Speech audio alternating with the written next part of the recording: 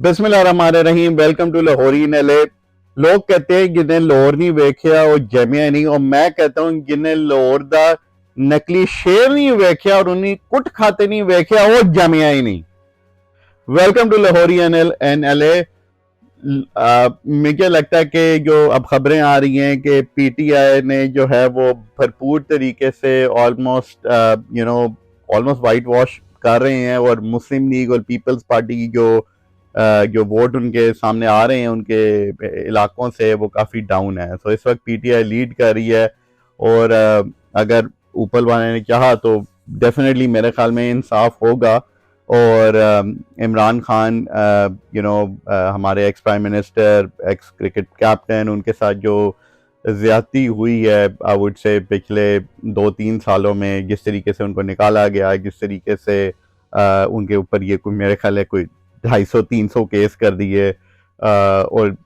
इन वजूहत की वजह से अभी उनको लिटरली अपनी आवाम से, जबकि उनको आवाम के इस कैंपेन के अंदर बिल्कुल साथ होना चाहिए था,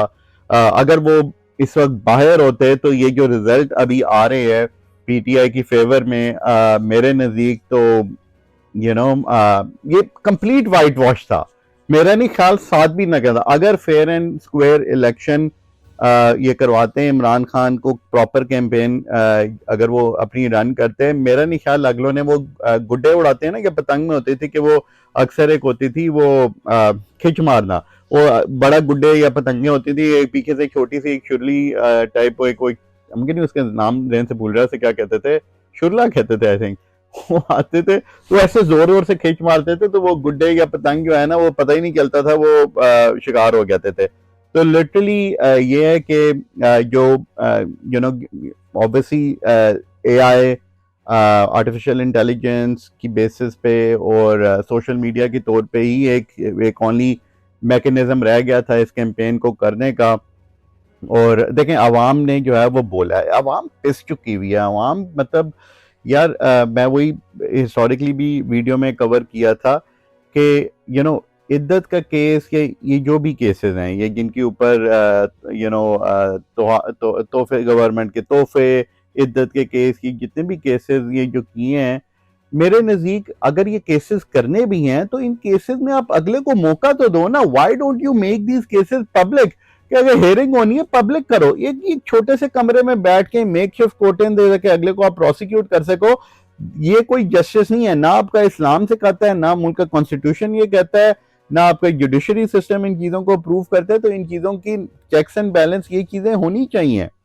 मगर अगेन अभी भी अल्लाह करे यार ये कोई तांदी शांदी ना हो, और जो न्यूज़ आ रही है वो जारी बात है इस वक्त तो काफ़ी फेवर में है पीटीआई की। तो मैंने एक और अपनी वीडियो का टाइटल रखा था कि लाहौर जू का। तो वो जिसने, दोबारा मैं बोलूंगा, जिसने लाहौर नहीं वेख्या और जमिया नहीं, जिसने लाहौर जू नहीं वेख्या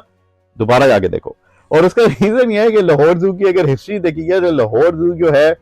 वो दुनिया के अंदर, मैं शायद लोगों को नहीं पता होगा, मगर लाहौर जू जो दुनिया के अंदर जो है ना वो तीसरा पुराना जू है।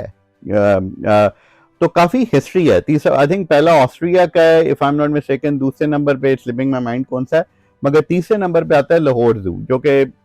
लेट 1800 1872 और ऑड में लाहौर जू जो है वो बेसिकली उसका इफ्तिताह होया था। तो काफी हिस्ट्री है जू की।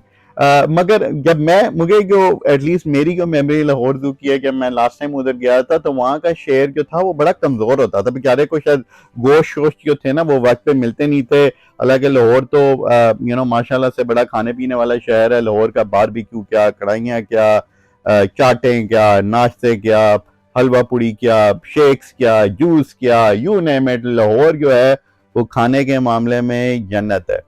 तो मगर बेचारे शेर को, जब मुझे याद पड़ता है बचपन में कि शेर जो था वो बड़ा कमजोर होता था, और कई बार तो शक होता था कि यार ये वाकई शेर है। तो जो असल शेर जो है ना पाकिस्तान का वो है nothing no other then but Imran Khan. Imran Khan जो कि ना पाकिस्तान की शान है, वो पाकिस्तान की आन भी है, पाकिस्तान की शान भी है, पाकिस्तान के फॉर्मर कप्तान भी हैं, और इंशाल्लाह अगर अल्लाह ताला ने किया तो वो वापस आएंगे विद द बैंक, और प्राइम मिनिस्टर बनेंगे पाकिस्तान के, और आगे मुल्क को हमारे, मैंने उन्हें कहा था हमें एक अच्छे लीडर के अंदर 5 से 7 साल चाहिए जो हमारे मुल्क को, मैं ये नहीं कहता कि 7 सालों में